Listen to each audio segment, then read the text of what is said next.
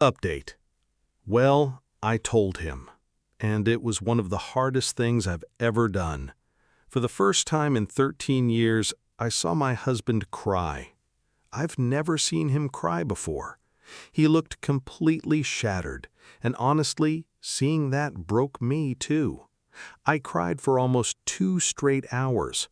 I went through an entire roll of paper towels, wiping tears and blowing my nose. It was awful.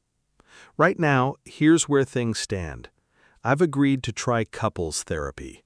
My husband promised me that he'll make a real effort.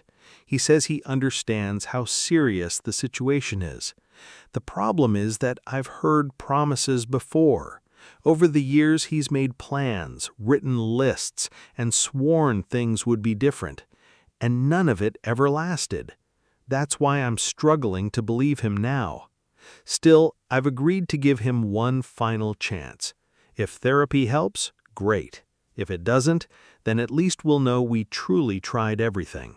I've also promised that if we do divorce, I'll help him financially. I make more money than he does, and I don't want him to suffer unnecessarily.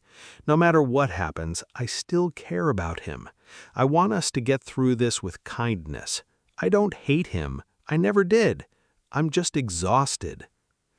After a sleepless night, we both went to work the next morning, and for the first time in years, it felt like he finally understood the message. We contacted a marriage counselor. He bought a book about motivation and procrastination. He even started looking into ways to improve himself. I offered to pay for a personal trainer, a therapist, or anything else he thinks might help. Honestly, if it saves our marriage, it'll be money well spent.